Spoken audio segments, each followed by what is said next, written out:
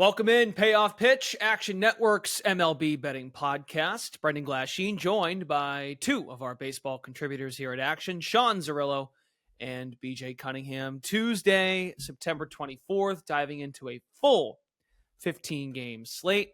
All get started with a good one in Detroit. The Tigers, as we know, are rolling, hottest team in baseball, hosting the Tampa Bay Rays. That is notable because it is a 1:10 first pitch. The Tigers moved the game because of some weather on the horizon. So if that's the first you're being made aware, that's a 1:10 p.m. first pitch. We are recording Tuesday, 10 a.m. Eastern. So I'm sure we'll touch on that game at some point. Maybe not, because it might not be bettable anymore, considering the change in terms of the line movement. But good pitching matchup. Pepio and Skubal, your pitching matchup in that game. We're going to do it all here. We're going to do some wild card thoughts, some award thoughts at the end with a three-man booth. Or like SNY, we're bringing the whole crew together, a three-man booth style here, as we work in the final week of the season. Holy crap, we're done. We're done. Our final episode of the regular season is Friday. Wow. Okay, that just hit me. So here we go. We've been talking about it for 3 weeks, and now we're here. So very good. And Zerillo, I'll start with you for a best bet. This is a particular day that you've been waiting for, not for your best bet, but just this particular week because of some urgency in these series, which we'll get to later. But your best bet, please, for Tuesday. Toronto Blue Jays going with them again for a second consecutive day. Hopefully they get to the window this time. Now, the market has already moved in my direction on this game, but I still think there's value where the numbers are currently. So bet these at -120 for both the first 5 and full game last night. Projected them at -152 for the first half, -145 for the full game. Price targets of -140 and -133 respectively. So a little bit of room left in those lines, even though they've come up from -120. Now, Bowden Francis is a guy I bet on him pretty much all of his starts in the second half. I think there was one start where I skipped his money line, but did bet his under, so I had him to some degree as well. And Brian Bayo, a guy we've talked about a lot this year, very Jekyll and Hyde. You look at his game log, there's lots of 1s and 5s. Every start is either high quality or blows up at some point. And I talked about these teams yesterday, both bottom 5 bullpens in the second half. Toronto's offense has performed better of late. Even the game yesterday, I don't think they struck out the entire game offensively, Toronto. Chris Bassett walked a ton of guys, but just in terms of plate discipline, it seemed like their lineup was handling the strike zone better. The one advantage they have, and I neglected to mention this yesterday, they're the much better defensive team. The Jays have been first in defensive runs saved for the past 2 seasons. They're first this year. They're also 5th in outs above average. Boston is 9th in DRS and 24th in outs above average. So Toronto, the far better defensive team, playing better offensive late. Both bullpens kind of crappy. I give them the starting pitching advantage too, though. So just to reiterate, my price targets, -140 for the first 5 innings, -133 for the full game. Does not have to be a significant investment. You could just lay a flat half unit on each half. You don't have to lay the juice on top of whatever you would normally risk if you were betting a dog. But do you think there's still value where the numbers are currently? Okay, BJ, what's going on? Best bet for Tuesday, please. Yeah, I'm going to go with the Diamondbacks for the first 5 innings, around -130-ish. It's a good positive and negative regression type of matchup. Brandon Pfaadt, somebody who's been due for positive regression for a long time, 4.6 ERA, expected ERA closer to 3.7, whereas Logan Webb is kind of on the opposite end of the spectrum. But Pfaadt has been much, much better over the second half of the season. His strikeout rate is up. And the reason for that is he's been much better with his fastball. The stuff plus rating on his fastball has gone from 92 in the first half of the season now up to 99. So he's increasing his velocity and getting better movement on that fastball. And this is a really good matchup for the Diamondbacks offense that has just been white hot over the second half of the season, especially against a guy like Logan Webb, who basically his only 2 pitches are his sinker and his changeup. And Logan Webb this season, his changeup was the pitch that brought him so much success last season. Only allowed a 250 expected weighted on base average, but now that's up to 360. So the Diamondbacks are top 3 against right-handed changeups. They're top 6 against right-handed sinkers. So I think this is a really good matchup for the Diamondbacks offense. I'm going to avoid the bullpens, even though I do believe the Diamondbacks bullpen is due for some positive regression. I know over the last 30 days, their ERA is over 6, but if you look at all the expected metrics, they're actually closer to the top 10. So for me, I'm just going to target the first 5 here. I think that the Diamondbacks have the superior offense, and they have a better starting pitcher on the mound. So I like them at home. Okay, very good. Let's move on. Fade the Public. We're doing a Fade the Public segment today. Money pouring in on the Houston Astros on the money line today. Framber Valdez on the mound. Astros laying -130, -135. Taking on Logan Gilbert and the Seattle Mariners. Seattle's not dead. They fire the manager. They make all those moves, as we know. They don't get off to a good start post-deadline, and they're in it. They're a game and a half out with not many games to go, so they're still alive. Let's see, Action tells us, the Action Pros section tells us 91% of the bets, 99% of the cash coming in on Houston. Maybe a little money coming back now on Seattle since that point. Total sits now at 7. There are some 7.5s. Where are you looking here, Zerillo? Is there an angle to come in on Seattle, or what do you think? I projected the money line at +130, so no value for me on either side. Made the total 7. If you get under 7.5, I would bet that. It does seem like the juice might have pushed it out of range.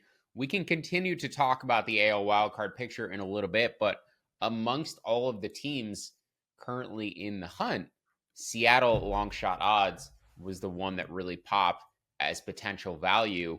Their projected playoff range right now between 12% and 17%, an average of around 14% across 4 different projection systems: Pacoda, the BATX, Fangraphs, and then Pacoda, the BATX, Fangraphs. There's a fourth one. ATC would be the fourth projection. So across those 4 projection systems, an average projected line of about 610 plus 610 for Seattle to make the playoffs. I saw as high as +750 out there. So they're going to need to basically win out or come very close to it, probably go 4-1 or better the rest of the way. If they want to make the playoffs, they also need their AL competitors to drop some games to bad teams. So you could consider just doing a money line rollover on the Mariners the rest of the way, or, at least kind of playing it out, right? Starting one today, and then seeing what you want to do with it matchup by matchup. But yeah, amongst like the 6-7 teams still fighting for 2 wildcard spots in the AL and 2 in the NL, I think Seattle at +750 might be the best long shot value. So that might be a better way to go about investing in them than just betting their straight money line today, where I don't project value. And the lead is 4 games head to head. Houston's lead in the AL West is 4 heading into today. BJ, your angle on Houston and Seattle. I know you're not sweating, but you wouldn't mind Houston just taking care of this division, right? This week, it'd be nice, right? Yeah. Like Houston could just take care of this thing. Specifically for this game. I mean, listen, the Mariners, what's been great for them lately is their offense has just gotten red hot. I mean, last 30 days, they got the best weighted runs created plus in baseball. So naturally, that means time taken under, right? So over the last 30 days, these 2 starting pitchers, Gilbert and Valdez, are first and third in xFIP among qualified starting pitchers, Blake Snell being the guy who's second right now. So both of them have been really, really good. And I think the matchup for Valdez, even though that the Mariners have been red hot, is very, very good because he's been incredibly dominant with that curveball and with that changeup, obviously generating a high ground ball rate. But his strikeout rate has gone up quite a bit. First half of the season, he was at 7.5 per 90, and now he's above 10 over the second half of the season. So he's getting more swings and misses. That curveball has, getting closer to a 50% whiff rate. And the Mariners have been below average against left-handed pitching, but not only that, they're one of the worst offenses against left-handed changeups and then below average against left-handed curveballs. So I think Valdez has a pretty good matchup here. I think 7.5 is a little high for these 2 starting pitchers who have been, again, like I said, 2 of the best over the last 30 days. So I projected 7.2 runs for this one. So, if you want to get, if you can get an under, 7.5, I think that would be good enough to play the under. Underdogs for Tuesday's slate. Big slate. Where do we see value, Sean? Yeah, so BJ and I have one consensus underdog here, and then I have another underdog on top of it. So I'll start with the Tampa Bay Rays, who are going to be playing at 1 o'clock. If you want to get those bets in a little bit early for this afternoon matchup, which I believe they moved the start time up because of weather. Yep. But, at this point, you can probably guess that there is not much pregame value left on betting on Tarek Skubal. He's the kind of guy people are going to bet blindly. And I do think Detroit, given how they've played of late, is also a team people are looking to bet blindly too. And as a result, they're probably a bit overvalued. I made this line plus 137, so would bet Tampa Bay down to plus 150. Ryan Pepiot went on the IL 3-4 starts back. I think he's had 3 starts since coming off of the IL, struck out 12 against the Red Sox. So it looks like he's healthy. We discussed him earlier in the year. He was in the Tyler Glasnow trade as a guy with Tyler Glasnow-like upside, and he's shown that on the field, but he's also dealt with injury issues like Glasnow as well. So I think Pepiot, when he's healthy, is a potentially elite starting pitcher. He has elite pitch modeling metrics, and he's shown throughout the season in various spots when he can rack up those double-digit strikeout games that he has Cy Young potential if he could ever keep together for a full season. Now, the Rays are also top 5 by virtually every second half bullpen metric. They constantly are playing close games, coin flip type games with teams, and that's how I see this one playing out with a low total as well. So made Tampa Bay plus 137. Again, price target of plus 150 or better. I got closer to plus 160, but hopefully Tarek Skubal does not blow up here in his final 2 starts potentially as Detroit looks to make their playoff push, because he can start the final day of the regular season too. And I believe, BJ, you joined me, or you had some Tarek Skubal Cy Young preseason as well. So hopefully we get that ticket to the window. I mean, the odds aren't up anymore, so that's good, right? Yeah, he's I mean, him and Sale are pretty much like locked in favorites at this point. Everybody else is fighting for second place, but still don't want to see him go out and give up 9 runs today. Yeah, that wouldn't be good. How they use Skubal though is fascinating, because as we noted, I think Monday, we did this last week too. The Tigers do not have the tiebreaker with Kansas City, and they don't have it with Minnesota, more notably.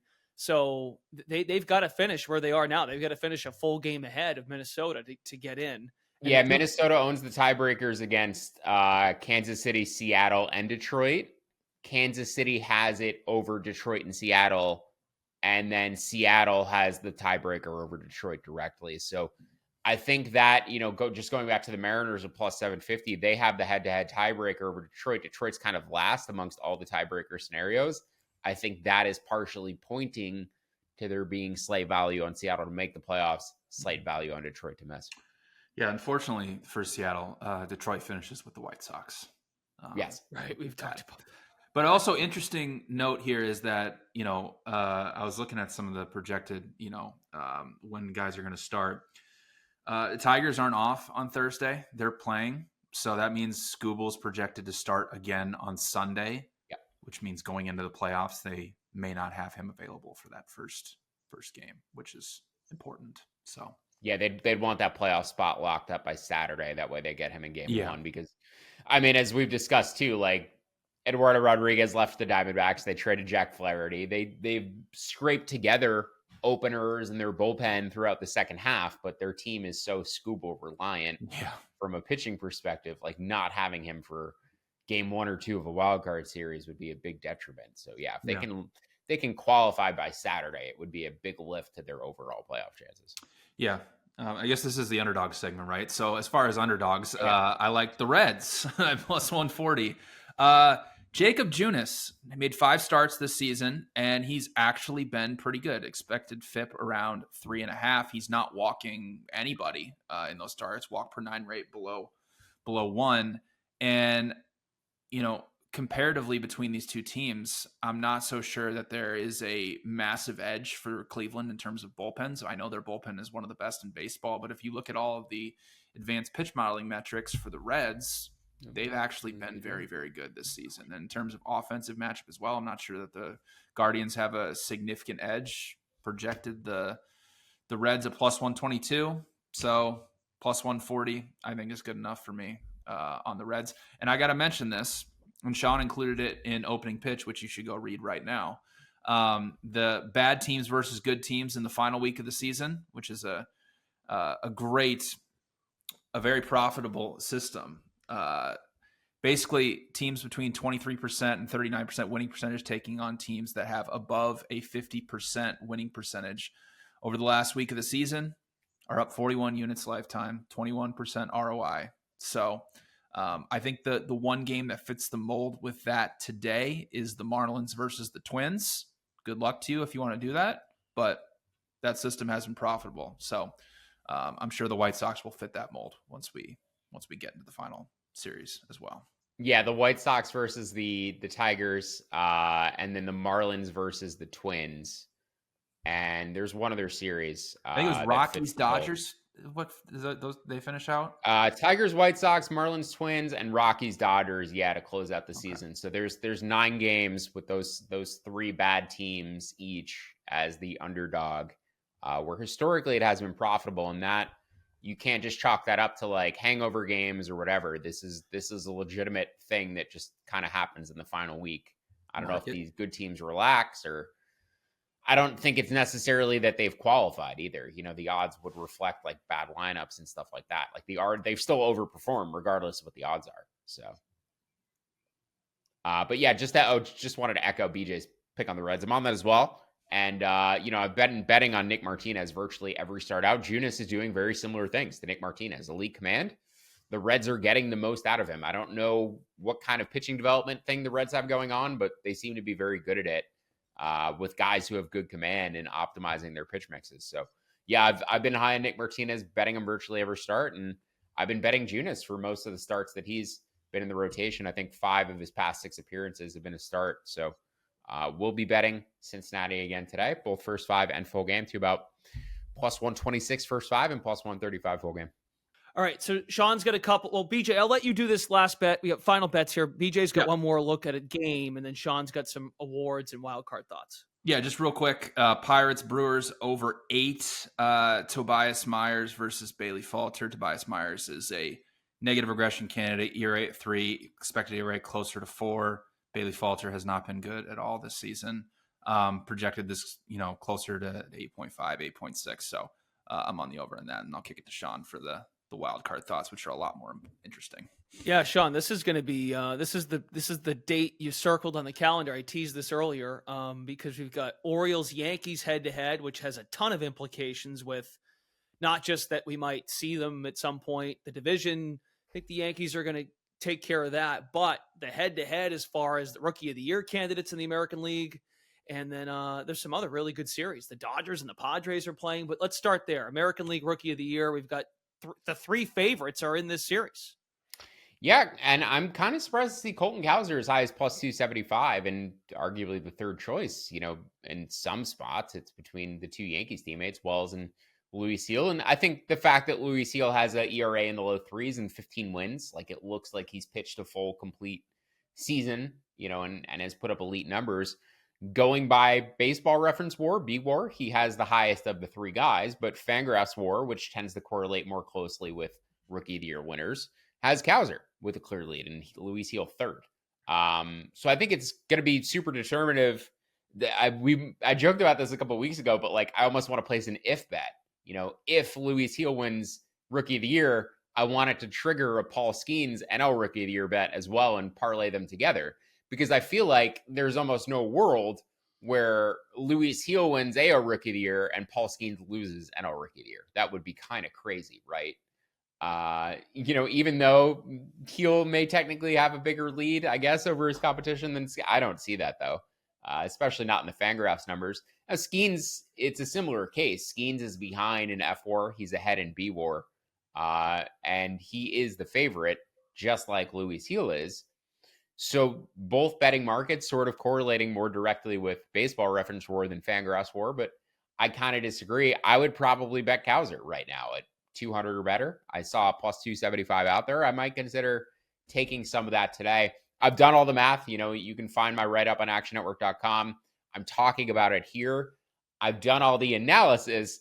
I haven't had time to sit back and go, do I actually want to bet this? So I need some grace from all of you out there to actually have the time to make the decision instead of just providing the analysis. That's the most difficult part of my job. It's constantly like providing analysis, digging into the numbers, putting the thoughts and, everything out there and on paper.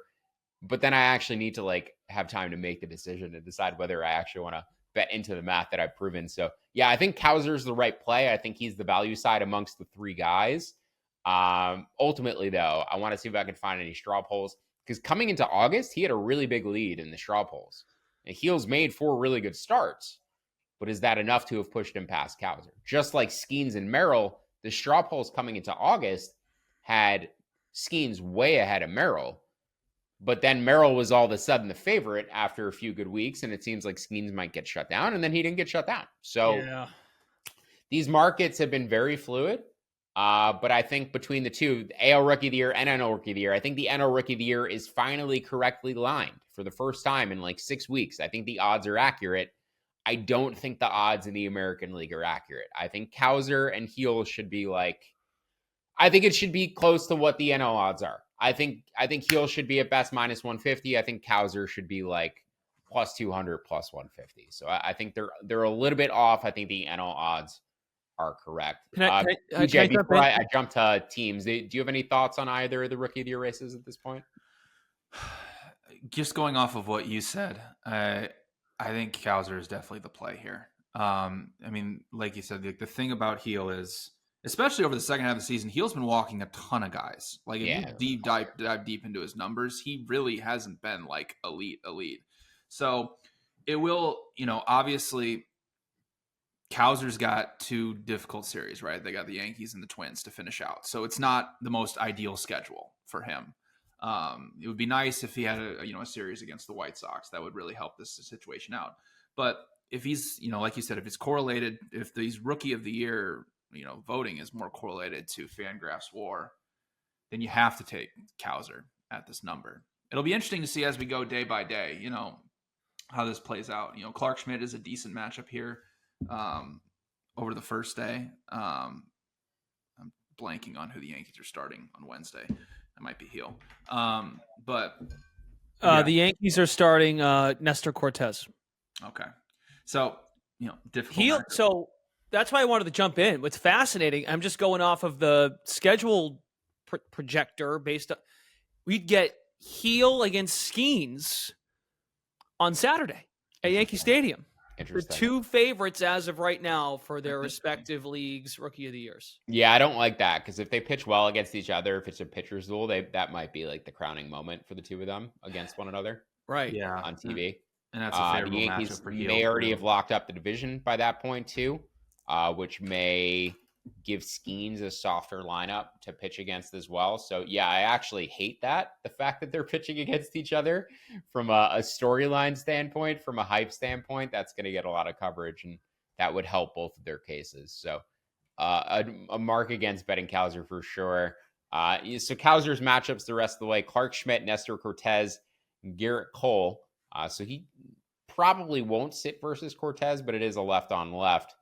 And then their final 3 games, he should be lined up against Pablo Lopez, Zebby Matthews, and Bailey Ober. So 5 of the 6 should be right-handed. Cole, a guy you could homer off of. He's been struggling with the long ball and down a little bit relative to his previous level. Zebby, a guy you could homer off of. So there's opportunities for Cowser to have some good ABs and get some power into his numbers the rest of the way. But yeah, I think it's Cowser or pass from a betting perspective. I do think Heel and Skeens are probably appropriately favored given like the aesthetics of what their stats look like this year, and then also the hype around them.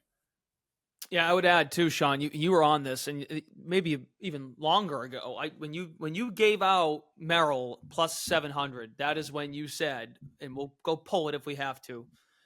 You said that should be a pick 'em price at the time.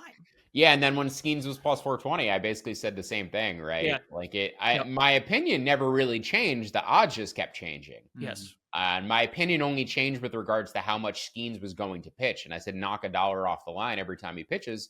We were pretty confident he was going to get shut down 2 weeks ago. It didn't happen. I was wrong about that. But I maintained the entire time, like, this is a pick 'em. The odds keep changing. Just keep taking whoever's 4-1 or 5-1. So yeah, hopefully you followed along with that. You have both guys at plus money. I'm glad I hedged out with Skeens once that seemed apparent that he was not getting shut down, and stand to profit about a half unit if he wins, and I think 2 units if Merrill wins. So in a good position regardless. Obviously rooting for Merrill, but I do think it's going to be both pitchers this year. Just have a weird feeling. And before we go, Sean, you have one quick thought on the NL wildcard race. Yeah, the NL wildcard, AL wildcard. So I added more Padres futures today, to be clear. 15-1, World Series 7-1, respectively. They are my team from a futures perspective. I don't normally feel this strongly about betting a team at this time of year. I like the Padres quite a bit. This is the most confident futures take I've had on a team in the past 4 or 5 years. So we're up to about 0.8 of a unit now, I think, allocated between their pennant and World Series odds. I'm looking to add more probably before the playoffs start, just taking best available odds right now before this Dodgers series. They own the tiebreaker with the Dodgers. And if they sweep the series, they're in the lead in the NL West.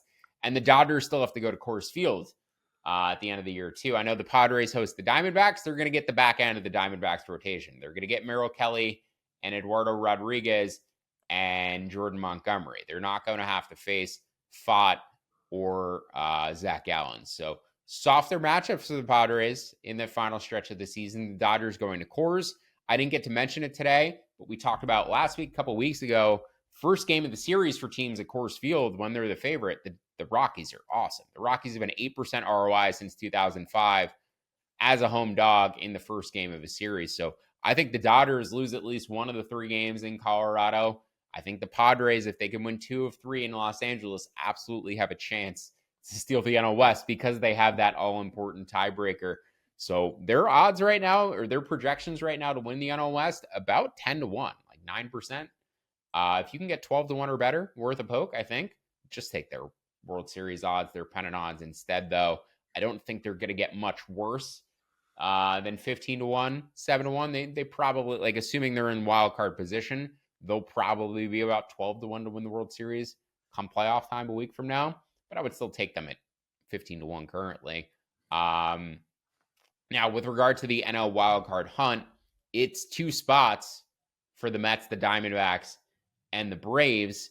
Depending on which projection you like, you could justify value betting the Braves to make or miss. You could justify value betting Arizona to make or miss. If you take the average of those 4 projections, though, and especially if you ignore Pacoda's projection, because Pacoda is super low in Atlanta, super high on Arizona. The average for Arizona otherwise about 71 to 73% to make it. That is roughly plus 250 or minus 250. You can get as high as plus 340 for them to miss. And I was looking at odds last night. They were plus 450 prior to their loss yesterday against the Giants to miss. Was waiting to see where the odds would adjust to. Caesars open plus 340. I believe DraftKings open plus 320. FanDuel opened plus 240. And then an offshore book opened plus 220. So I took that plus 340 on Arizona to miss, considering the discrepancy between that and the projection at about plus 250, and also the betting market at about plus 240, plus 220. But similarly, alternatively, you could take the Braves to make it. Their worst projection is plus 112. Their best available odds are plus 120. So there's value on Atlanta to make. There's value on Arizona to miss. I took the bigger, juicier number on Arizona to miss, considering it's a battle between 3 teams. And then in the AL wildcard hunt, I think at this point, if you were just to ask me blindly, ask BJ blindly, if you were to go into the season and say, here's 4 teams, which 2 do you think are making it, given the respective games they are relative to one another? I think blindly right now, I probably would have said Minnesota and Detroit.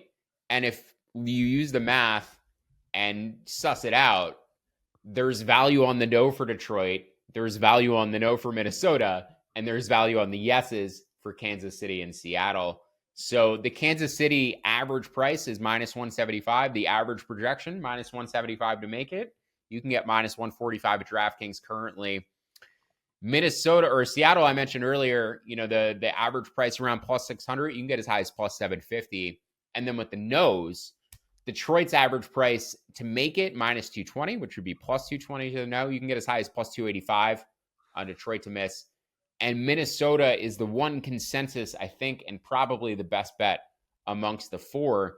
Their best available price to make the playoffs, or their best available price to miss the playoffs, plus 128. Their most optimistic projection has them making the playoffs at about minus 110, 52.2%. So, you could take their most optimistic projection and there's still value on Minnesota to miss the playoffs. So just to reiterate, Kansas City, value on the yes. Seattle, value on the yes. Detroit and Minnesota, value on the no or to miss the playoffs. And I'm trying to figure out which amongst those I want to play. I would have assumed betting Seattle plus 750 would be the most fun, because it's the long shot odds. But I think the most plus EV amongst the four is betting the Twins to miss. However, they have a 3-game set against the Marlins at home the next 3 days. The other 3 teams in the mix have their lesser series to close out the year. Mm-hmm. So I think the likelihood that Minnesota adds games to the leader, adds to their percentage chances in the next 3 days is higher than the other teams. So I might be waiting to bet against Minnesota until Friday before their series against the Orioles. And we'll know whether the Orioles have anything to play for by then too. So it could be an easier series for Minnesota. That's why I haven't actually fired yet. I fired on Arizona to miss. I fired on Padres futures. I'm probably going to fire on Kowser. I'm a little bit more unsure about what to do with the AL picture right now, specifically because Minnesota plays the Marlins in the next 3 days, and I think their percentage chances are going to go up. So I might wait and then bet against Minnesota to make the playoffs on Friday before that Baltimore series. Like Ladies and gentlemen, that is the job. That is the job that Sean just said this like 10 minutes ago about the hardest part about my job, and he just kind of put it into words as to the decision making. Sorry, BJ, would you have? I could run all the I could run the math all I want, right? I could look at the schedules all I want, but at this point, we pretty much know who's pitching as well too. So if I really want to dig into it and figure out the percentage chances that I think each team has of winning each of these individual games, I can. That's not something I can do with 30 games left to play. It's something I can do with 6 games left to play. So yeah, the more time I take with this, the better decision I'm going to make. But I think the best spot for the AL might just be to wait right now anyway for 3 more days. Mm-hmm. It's time to panic on the Twins. That's all I have to say, Brendan. Yeah. Okay.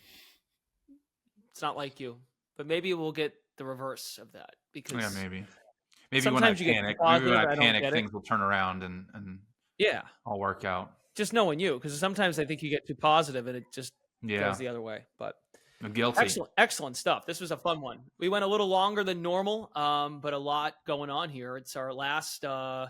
We got Friday still, of course, but it's kind of our last hurrah, kick at the can here before we get. And Sean teased it. Be on the lookout at Zerillo in the Action app for anything he might add Friday, heading into the final weekend of the season.